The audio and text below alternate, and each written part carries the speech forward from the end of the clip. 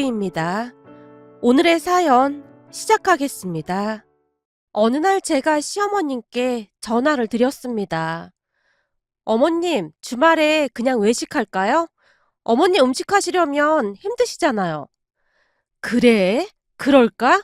나도 이제는 나이가 든 건지 외식이 좋긴 하더구나. 제가 외식 이야기를 꺼내자마자 시어머님의 목소리가 밝아져 있었는데요. 사실 우리가 결혼하기 전까지는 시댁 가족들은 외식을 거의 하지 않았다고 합니다. 시아버님께서 바깥 음식 먹기를 많이 꺼려 하셨다고 했으니까요. 시아버님은 많이 까칠하신 편으로 그동안 시어머님을 참 힘들게 했다는데요. 옆에서 보고 있노라면 숨이 막힐 지경이었거든요. 오죽했으면 결혼 후 제가 시어머님께 묻기도 했어요. 어머님, 맨날 이렇게 요리를 하신 거예요? 대단하세요. 말도 마라. 네 시아버지가 외식이라고 하면 인상부터 팍 써서 말도 못 꺼내고 살았다. 거기다 퇴근 시간 전에 전화를 해서는 저녁 반찬을 주문까지 했고 말이야. 그러니 외식이라는 말을 입 밖으로 꺼내지도 못하고 살았어. 혹시나 외식하자고 하면 인상 붙었으니 더럽고 치사해서 그냥 말았지 뭐. 그럼 어머님도 많이 힘드셨다는 말씀이시네요?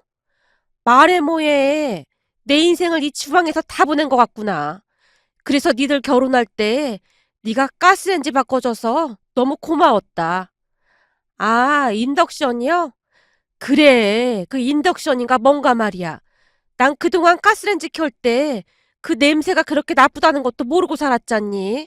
근데 네가 내 건강이 걱정된다고 하면서 사주는데 눈물까지 났잖니.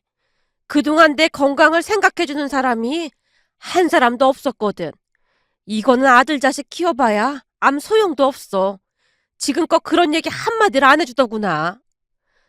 결혼 후 제가 가스레인지를 인덕션으로 바꿔드린 것에 대해 시어머님께서 큰 감동을 받으신 것 같아 보였습니다. 그 모습에 마음이 아팠는데요.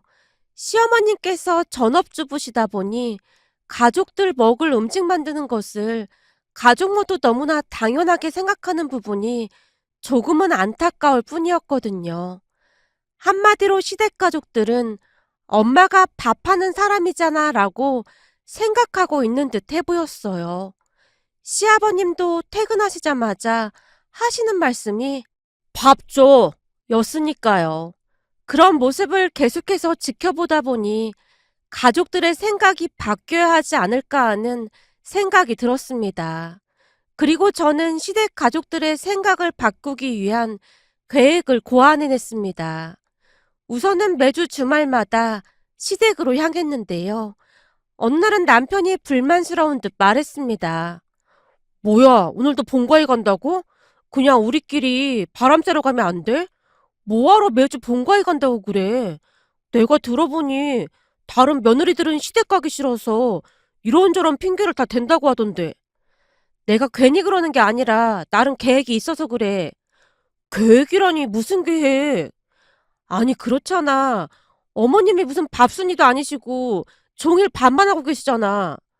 그게 왜? 그거 엄마가 좋아서 하는 일이야. 당신이 잘 몰라서 그러는 모양인데 우리 엄마 요리하면서 가족들 먹이는 재미로 사시는 분이야. 뭐? 당신 진짜로 그렇게 생각하고 있었던 거야? 당연하지. 우린 그동안 주말에도 삼시세끼 다 집밥 먹었는걸? 자랑이다 자랑이야. 어머님이 힘들어하신다는 생각은 안 해봤어? 힘들긴 뭐가 힘들어. 좋아서 하시는 거라니까. 말을 말자. 내가 무슨 말을 하겠냐. 암튼 당분간은 본가에 갈 테니까 그런 줄 알고 있어. 라며 제가 남편을 이끌고 시댁으로 향했습니다. 우리가 집 안으로 들어서자마자 역시나 시어머님이 식탁에서 음식 재료를 꺼내놓고는 식사 준비를 하기 위해 분주하게 움직이고 계셨어요. 그 와중에 시아버님과 남편, 그리고 도련님은 TV 앞에 앉아서 마치 TV 안으로 들어갈 것 같은 자세로 재미있게 시청하고 있었고요. 그 순간 제가 주방 식탁에 있던 식재료를 거실 탁자로 옮기고 있었는데요. 시어머님께서 어리둥절한 표정으로 물었습니다. 얘, 너 뭐 하는 거니? 이걸 왜 어머님만 하고 계세요? 그야 내일이니까 그렇지. 어머님, 오늘은 주말이에요. 어머님도 평일 내내 살림하고 음식하고 그러고 계신데 대체 어머님은 언제 쉬시는 거예요? 아니, 주부가 휴일이 어딨어. 시어머님께서 여전히 어리둥절한 표정으로 저를 바라보고 있었어요. 어머님, 그러니까 그게 불공평하다는 거예요. 어머님 직업이 전업주부인 건 맞는데 어머님은 왜 휴무가 없냔 말이에요. 뭐 그거야. 난 맨날 집에 있으니까 그런 거 아니겠냐? 이건 완전 잘못된 겁니다. 개선을 해야 한다 그 말이에요. 라며 제가 음식 재료를 거실 탁자 위로 옮기고 있었는데요. 시아버님께서 놀란 표정으로 제게 물었어요. 아니 이걸 왜 여기로 가지고 와? 아버님, 앞으로 어머님의 휴무를 보장해 주셔야 할 것 같습니다. 뭐? 휴무를 보장하라니 그게 무슨 말이야? 아버님은 주 5일 근무하시고 주말 이틀은 휴무시잖아요. 그렇지. 근데 그게 왜? 근데 어머님도 평일 내내 집안 살림을 하시는데 왜 휴무가 없는 거죠? 이건 엄연한 노동법 위반임을 인지하여 주시기 바랍니다. 뭐? 노동법 위반? 네, 노동법 위반입니다. 아버님도 회사를 오래 다니셨기 때문에 노동법에 대해 잘 알고 계시잖아요? 제가 노동법에 대해 말을 꺼내자마자 시아버님께서 가소롭다는 듯이 제게 물었어요. 너 지금 노동법이라고 했냐? 그럼 당연히 알고 있지. 너야말로 그 노동법이 뭔지 알고는 있는 거냐? 그럼요. 노동법이란 근로자의 인간다운 생활을 보장하고 근로자와 사용자의 사이에 실질적인 평등을 도모하기 위해 취업과 근로조건 및 노사 관리를 규율하는 법규범들을 총칭한 것을 말합니다. 제가 한치의 오차도 없이 술술술 노동법에 대해 발언을 했는데요. 제 말에 가족들이 눈을 동그랗게 뜨고는 저를 뚫어져라 바라보고 있었습니다. 시아버님만이 너 잘 걸렸다라는 표정이셨는데요. 갑자기 싸늘한 눈빛으로 제게 물었거든요. 그래? 네 말대로라면 뭐가 잘못됐다는 거냐? 우선은 근로기준법 제50조 1항에 따르면 근로자의 근로시간은 일주일의 연장시간을 포함하여 52시간을 초과할 수 없으며 이를 위반하는 경우 처벌을 받을 수 있습니다. 근데 어머님은 휴일도 없이 일주일 내내 일을 하고 계십니다. 이건 심각한 근로기준법 위반이 아닐 수 없습니다. 거기다 입사 후 매달 만근을 할 경우 총 11개 연차 휴가를 부여해야 합니다. 그 다음해부터는 새로운 연차 15개를 부여해야 하고요. 이번에는 제가 미리 정리해온 것들을 읽으며 또박또박 말하고 있었는데요. 제 말을 듣던 도련님이 놀란 채 외쳤어요. 그렇네. 1년에 15개씩 생기는 거니까 엄마는 대체 몇 개가 생긴 거야? 대박이다. 엄마, 엄청 많이 쉴 수 있겠는데? 바로 그겁니다. 어머님은 지금껏 연차는커녕 하루도 쉬지 않고 일하셨습니다. 이건 완전 심각한 근로기준법 위반입니다. 맞네. 형수님 얘기 들어보니 아버지가 완전 악덕 사업주였네. 그런데도 엄마한테 맨날 청소 똑바로 안 한다고 잔소리하고 반찬 투정하고 그랬잖아? 아버지 완전 최악의 사업주였구만. 그러므로 이건 그냥 넘길 사항이 아닌 것 같습니다. 도련님과 제가 맞장구를 치고 있었는데요. 시아버님께서 조용히 다시 물었어요. 그래서 뭘 어쩌란 거냐? 앞으로는 어머님의 휴무를 보장해 주시고 그동안 못 쓴 연차도 사용하게 해주셨으면 합니다. 제가 작정한 채 말하고 있던 와중에 남편이 저를 말렸어요. 여보, 그만해. 당신도 생각해봐. 그동안 어머님 혼자 얼마나 힘드셨겠어? 자식들이 돼서 말이야. 뼈 빠지게 키워놨더니 너무하는 거 아니야? 제가 남편을 보며 되려 나무라고 있었는데요. 제 말을 듣던 시어머님의 표정이 일순간 굳어지는 듯 하더니만 조용히 입을 열었습니다. 맞네. 이제 보니 우리 며느리 말이 딱 맞네. 곰곰이 생각해보니 그동안 내가 진짜 억울하게 살았어. 내 이 손 좀 봐봐. 허구한 날 집안 쓸고 닦고 그리고 가족들한테 좋은 음식 해먹이려고 재료 손질하고 요리하느라 손이 이 모양 이 꼴이 된 거잖아. 그러게요. 어머님 손이 여자 손 같지도 않아요. 제가 보기엔 아버님 손이 더 고와 보이는데요. 저도 모르게 그 말이 툭 하고 튀어나오고야 말았습니다. 제 말을 듣자마자 시아버님께서 당신의 손을 내려보는 듯 하더니만 갑자기 등 뒤로 손을 숨기고 있었습니다. 그 바람에 시어머님께서 더욱 기세에 등등해졌고요. 뭐야, 감추긴 왜 감춰? 이리 내봐. 당신 손이랑 내 손 비교 좀 해봐야겠어. 아니, 뭘 또 비교를 한다고 그래? 나도 평생 당신 먹여 살리느라 얼마나 고생한 줄 알기나 해? 시아버님께서 버럭한 채 분위기 반전을 꾀하려 시도하기도 했지만 이미 시어머님이 부당한 대우를 받았다는 쪽으로 분위기가 급격하게 기울어지고 있었습니다. 그니까 이리 내보라고. 누구 손이 더 거친지 한번 보자 그 말이야. 시어머님이 시아버님의 손을 억지로 잡아 끌어서 탁자 위에 올리며 제게 말했습니다. 얘, 얼른 사진 좀 찍어봐라. 그냥 딱 봐도 내 손이 더 남자 손 같네. 하긴 당신은 평생 사무실에서 펜대만 굴렸으니 나처럼 노동하는 노동자 마음을 당신이 알기나 하겠어. 알고 보니 그동안 내가 비참하게 살았던 거야. 시어머님이 갑자기 청승 모드로 전환한 채 눈물까지 떨구고 있었습니다. 그 바람에 시아버님이 주춤하는 모습이었는데요.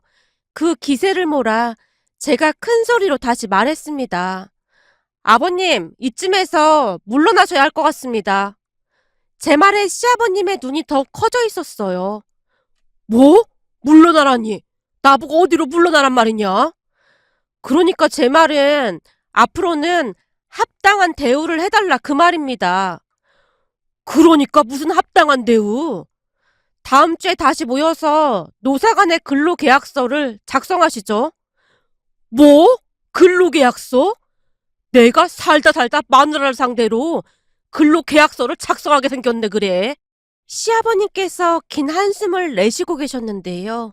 그 순간 시어머님 입에서 기가 막힌 말이 나왔습니다. 알아서 해. 나도 참을 만큼 참았어.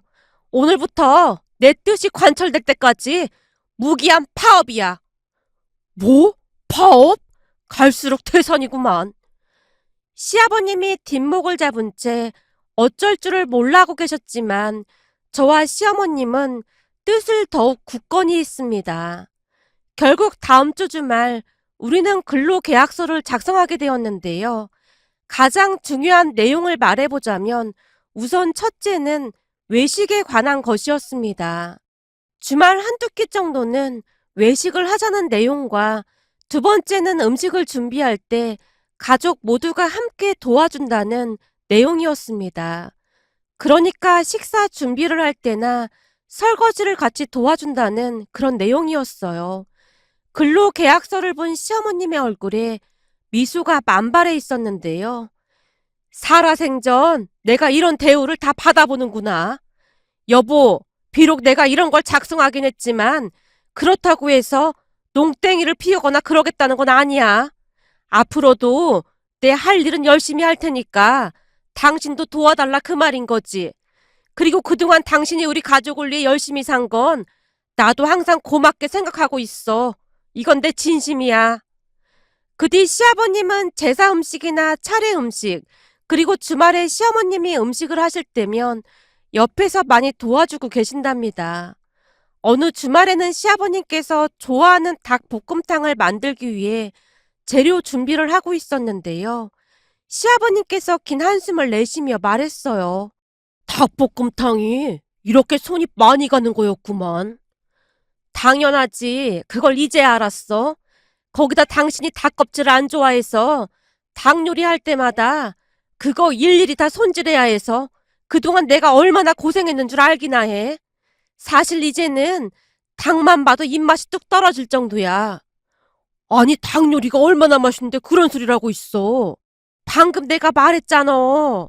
당신이 닭 요리를 좋아해서 일주일에 두세 번은 닭 껍질을 손질했더니 이제는 아주 닭만 쳐다봐도 속이 울렁거릴 지경이야.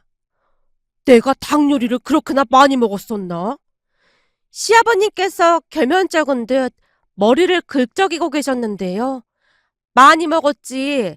일주일에 5일을 밥상에 닭 요리를 올린 적도 있었는데 거기다 조금만 간이 안 맞으면 먹는 내내 잔소리를 그렇게나 했고 말이야.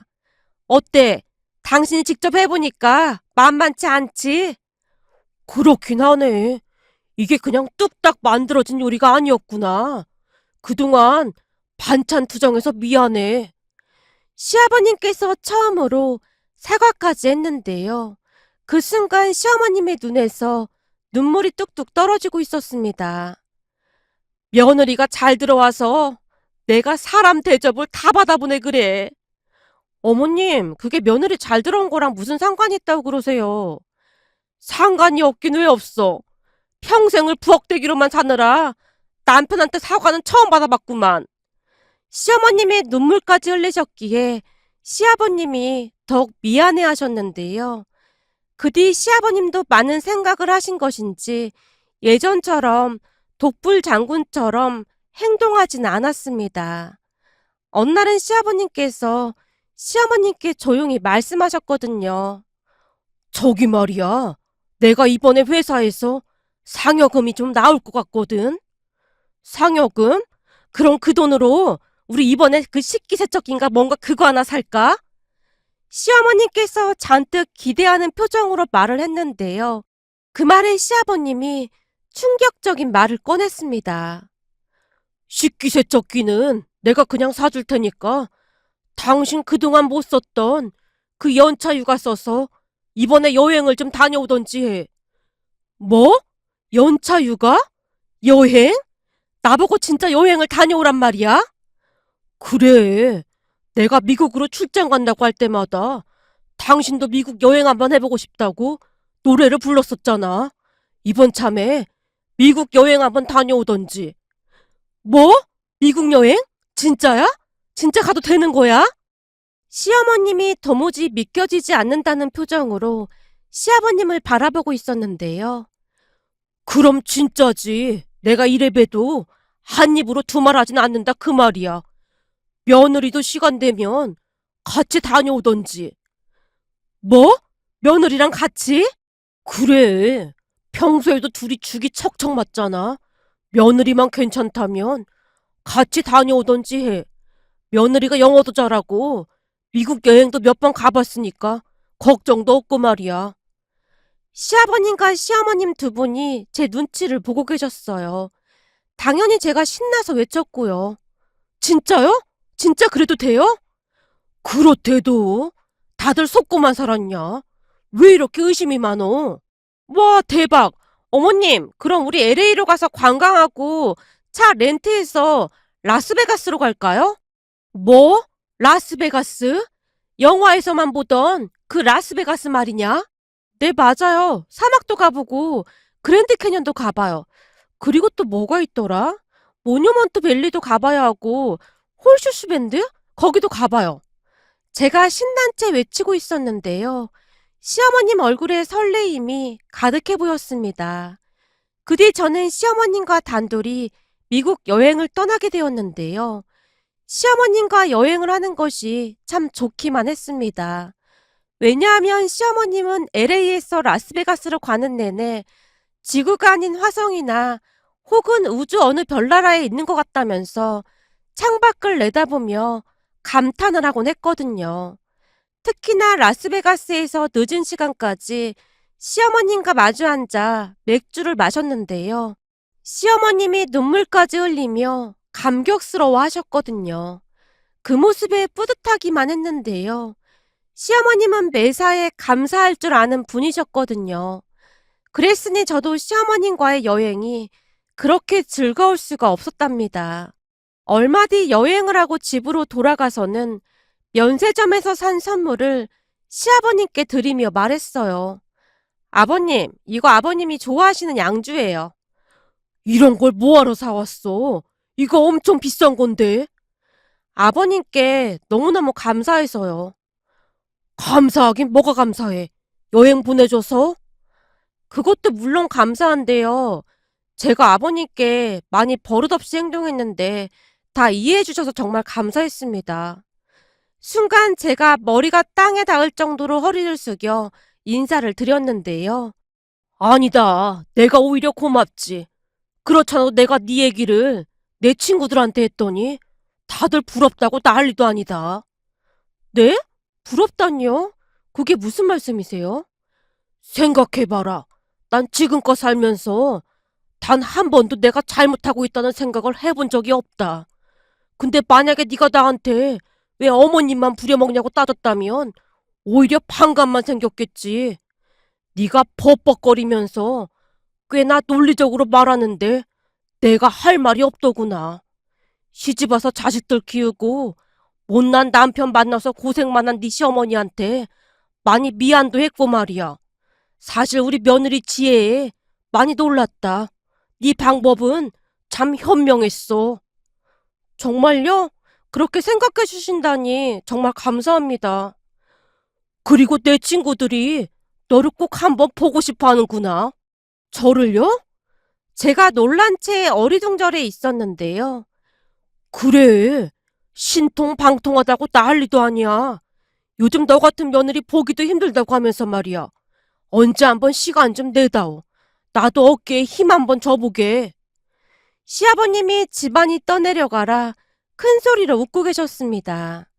요즘은 시부모님 두 분이서 해마다 같이 여행을 다니고 있으신데요. 여행을 하시면서 대화도 많이 하다 보니 서로의 속마음을 더욱 잘 알게 되었답니다. 또한 그 뒤 시아버님이 시어머님께 고맙다는 표현도 많이 하고 계신데요. 그 한마디 한마디에 시어머님이 그렇게나 좋아할 수가 없답니다. 항상 서로에게 감사한 마음을 전한다면 가족끼리 더욱 화목해질 수 있지 않을까 하는 생각을 해봅니다.